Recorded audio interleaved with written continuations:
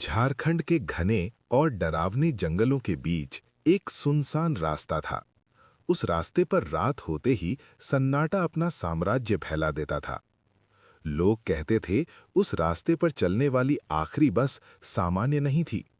जो भी उस बस में बैठता था वो कभी वापस नहीं लौटता। उस रात घड़ी में 11:55 होने वाले थे। बस स्टैंड पर केवल एक युवक खड़ा हुआ इंतजार कर रहा था। उस युवक का नाम रवि था और वो घबराया हुआ लग रहा था।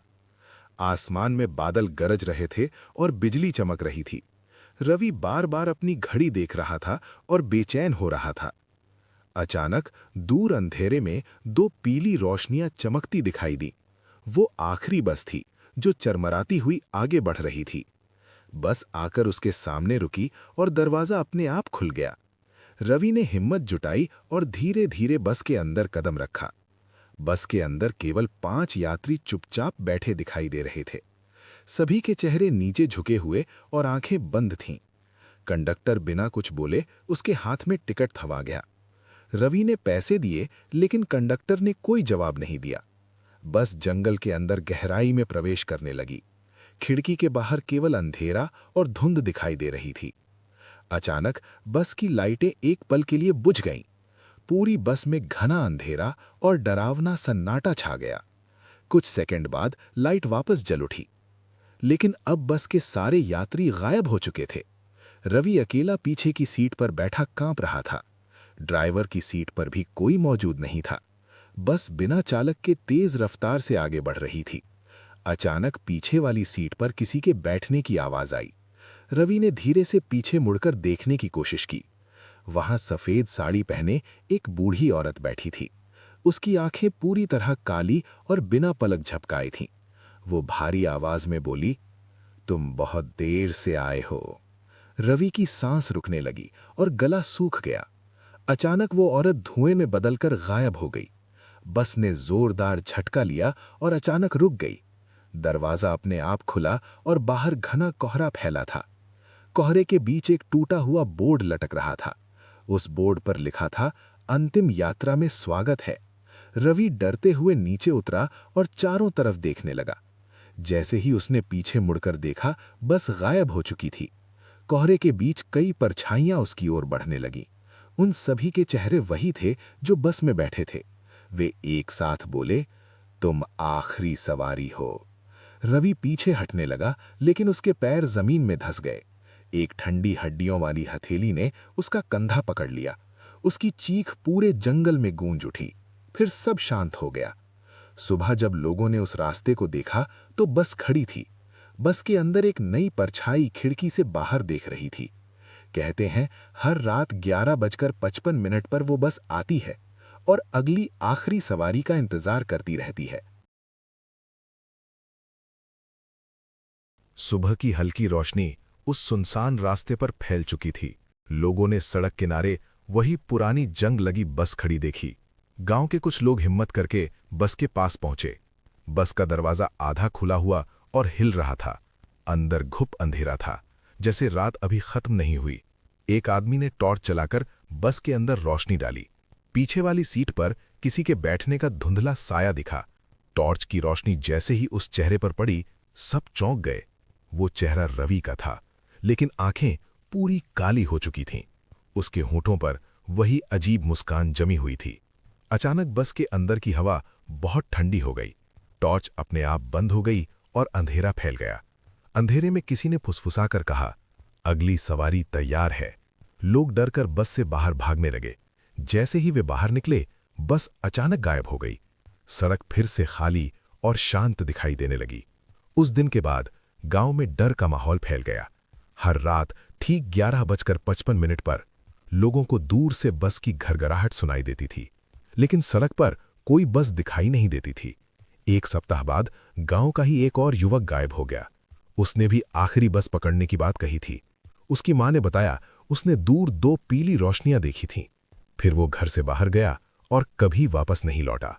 जंगल के बीच उस रास्ते पर एक पुराना मोड़ था। लोग कहते हैं असली रहस्य वहीं से शुरू होता है। जो भी उस मोड़ पर रात में खड़ा होता है, उसे अचानक अपने पीछे बस रुकने की आहट सुनाई देती है, लेकिन पीछे मुड़ने पर केवल अंधेरा और कोहरा दिखाई देता है। कहते हैं वो बस आत्माओं को लेकर चलती है। हर नई आत्मा उस बस की खिड़की से बाहर देखती रहती है और अगली सवारी का इंतजार करती रहती है। एक रात गांव का सरपंच सच्चाई जानने वहां पहुंचा। उसने तय किया वो आखिरी बस का इंतजार करेगा। ठीक 11:55 पर दूर अंधेरे में फिर वही 2 पीली रोशनियां चमकी। बस उसके सामने आकर रुकी और दरवाजा खुल गया। अंदर से रवि की आवाज आई, स्वागत है आखिरी सवारी। सरपंच के पैर अपने आप बस की ओर बढ़ने लगे। उसकी आंखें भी काली पड़ने लगीं और चेहरा बदलने लगा। बस का दरवाजा बंद हुआ और वो जंगल में गायब हो गई। आज भी झारखंड के उस सुनसान रास्ते पर हर रात आखिरी बस जरूर आती है और शायद अगली सवारी तुम्हारा इंतजार कर रही है। झारखंड का वो सुनसान रास्ता अब नक्शों से भी मिटाया जा चुका था।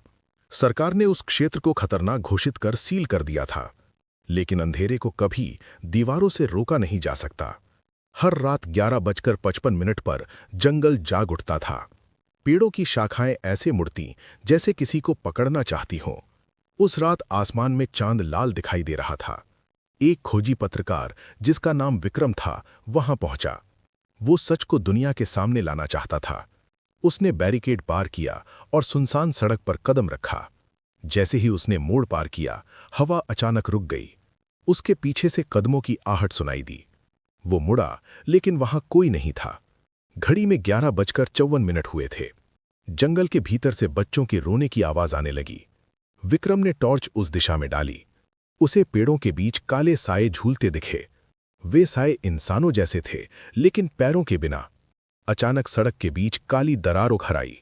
दरार के भीतर से लाल रोशनी चमकने लगी। ठीक 11:55 पर दूर अंधेरे में 2 पीली हेडलाइट्स चमकी। बस धुंध को चीरती हुई उसके सामने आकर रुकी। दरवाजा धीरे धीरे अपने आप खुल गया। अंदर से ठंडी धुंध बाहर फैलने लगी। विक्रम ने साहस जुटाकर अंदर कदम रखा। बस के अंदर कोई सीट खाली नहीं थी। हर सीट पर आधे जले और सड़े चेहरे बैठे थे। उनकी आंखें पूरी तरह काली और बिना पलक झपकाए थीं। पीछे की सीट पर अमन और रवि साथ बैठे थे। दोनों एक साथ बोले, स्वागत है नई आत्मा। विक्रम भागने को मुड़ा, लेकिन दरवाजा गायब हो चुका था। बस की खिड़कियों से बाहर वही गांव दिखाई दे रहा था, लेकिन गांव जल रहा था और लोग भाग रहे थे। विक्रम ने देखा, खुद का घर आग में घिरा है। उसकी आंखों के सामने उसका परिवार चीख रहा था। अचानक दृश्य बदल गया और बस के फर्श पर खून बहने लगा। फर्श पर खून से लिखा था, अंतिम सफर। बस तेजी से उस काली दरार की ओर बढ़ने लगी। दरार अब विशाल खाई में बदल चुकी थी।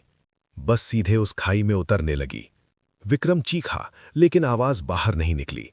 अचानक सब कुछ शांत हो गया। सुबह सड़क पर केवल राख और जले निशान बजे थे, लेकिन दूर पेड़ों के बीच बस की परछाई खड़ी थी। खिड़की से अब एक नया चेहरा बाहर देख रहा था।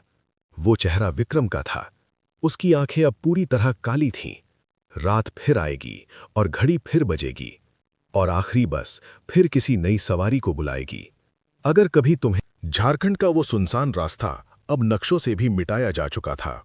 सरकार ने उस क्षेत्र को खतरनाक घोषित कर सील कर दिया था, लेकिन अंधेरे को कभी दीवारों से रोका नहीं जा सकता।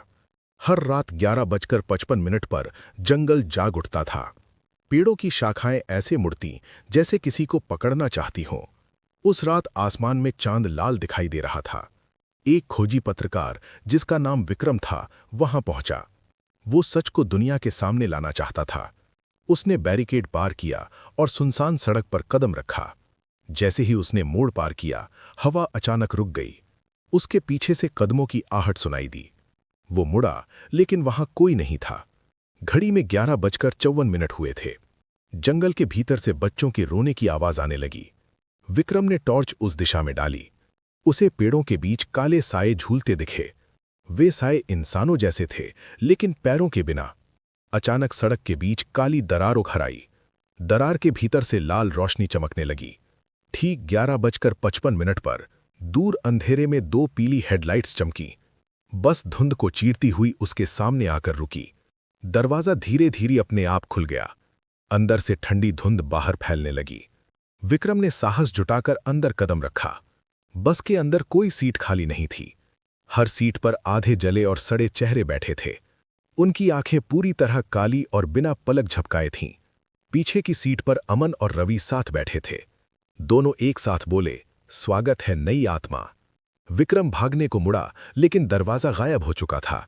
बस की खिड़कियों से बाहर वही गांव दिखाई दे रहा था, लेकिन गांव जल रहा था और लोग भाग रहे थे। विक्रम ने देखा, खुद का घर आग में घिरा है। उसकी आंखों के सामने उसका परिवार चीख रहा था। अचानक दृश्य बदल गया और बस के फर्श पर खून बहने लगा। फर्श पर खून से लिखा था, अंतिम सफर। बस तेजी से उस काली दरार की ओर बढ़ने लगी। दरार अब विशाल खाई में बदल चुकी थी। बस सीधे उस खाई में उतरने लगी। विक्रम चीखा, लेकिन आवाज बाहर नहीं निकली। अचानक सब कुछ शांत हो गया। सुबह सड़क पर केवल राख और जले निशान बचे थे, लेकिन दूर पेड़ों के बीच बस की परछाई खड़ी थी। खिड़की से अब एक नया चेहरा बाहर देख रहा था। वो चेहरा विक्रम का था। उसकी आंखें अब पूरी तरह काली थीं। रात फिर आएगी और घड़ी फिर बजेगी, और आखिरी बस फिर किसी नई सवारी को बुलाएगी। अगर कभी तुम्हें भी उस रास्ते पर ठंडी हवा छू जाए, तो समझ जाना बस तुम्हें देख रही है, क्योंकि उस बस का सफर कभी खत्म नहीं होता। झारखंड का वो सुनसान रास्ता अब मानो जीवित हो चुका था। रवि, अमन और विक्रम अब केवल नाम नहीं रहे थे, वे उस बस का हिस्सा बन चुके थे जो आत्माओं को निगलती थी। कहते हैं ये बस आज की नहीं बल्कि 100 साल पुरानी थी। ब्रिटिश काल में इसी रास्ते पर एक दुर्घटना हुई थी। एक बस खाई में गिरी और सभी यात्री जिंदा जल गए। मरते समय उन्होंने मदद के लिए पुकारा था, लेकिन जंगल ने उनकी आवाज निगल ली थी।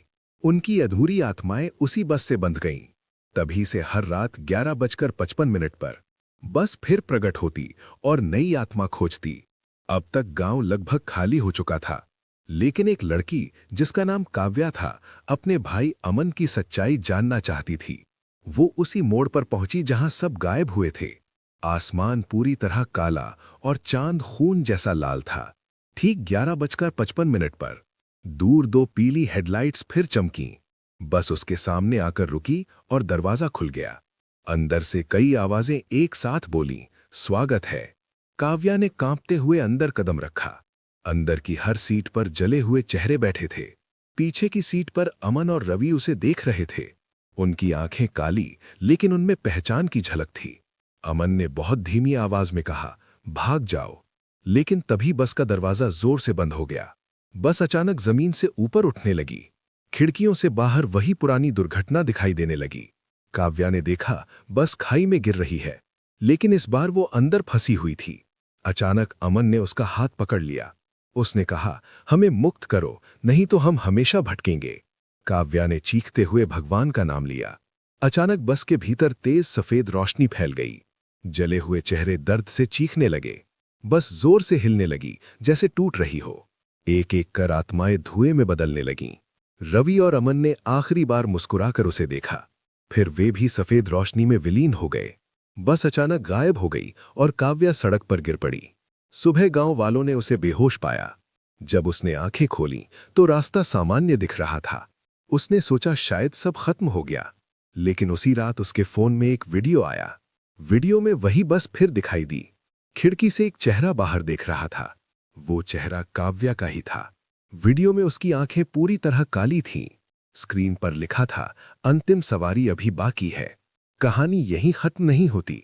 हर बार जब कोई इस कहानी को सुनता है, बस उसे देख लेती है। आज रात जब घड़ी 11:55 बजाएगी, तो शायद दूर 2 पीली रोशनियां तुम्हारी ओर बढ़े। अगर दरवाजा अपने आप खुले, तो याद रखना, आखिरी बस कभी खाली नहीं जाती।